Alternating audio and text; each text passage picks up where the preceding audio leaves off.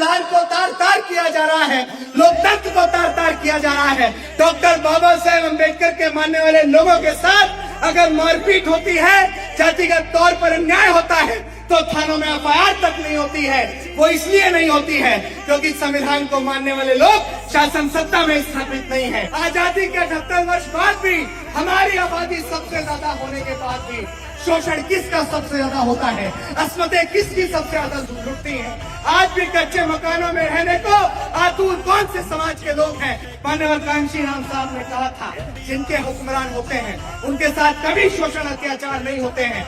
आज जिस सामाजिक परिवर्तन यात्रा को हमने उत्तर प्रदेश के जनपद बनारस संत श्रोमणी सतगुरुदास जी महाराज की पावन जन्मस्थली से शुरू किया, जो पूरा उत्तर प्रदेश में जाएगी, उसका उद्देश्य सिर्फ इतना है, जो लोग डॉक्टर अंबेडकर को मानते हैं, जो लोग संविधान को मानते हैं, जो लोग फूले को मानते हैं, शाहू को मानते हैं, पेरियार को मानते हैं, वो तमाम लोग, वो तमाम नेता जो इस समाज से कहते हैं एकजुटता बनाइए, आखिर वो लोग कब एकजुटता बनाएंगे, इस सवाल के साथ हम लोग सड़क पे निकले हैं।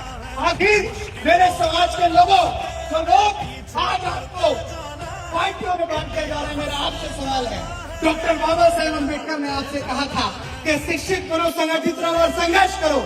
हम लोग शिक्षित हो गए हैं।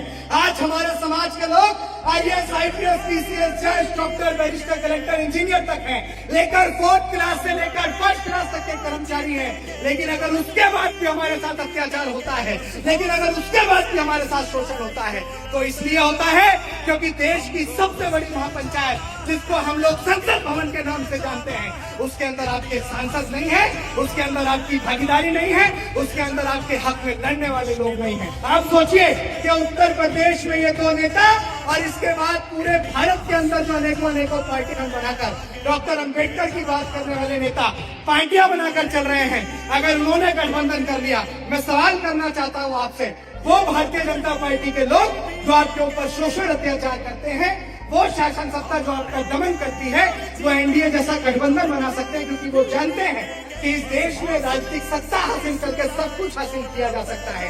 बाबा साहेब अम्बेडकर ने कहा था, political power is the master की। राजनीतिक सत्ता आपके हर उस ताले की चाबी है जो आपके तमाम शोषण अत्याचारों को रोक सकता है, जो आपके उन्नति प्रगति के द्वारों को खोल सकता है।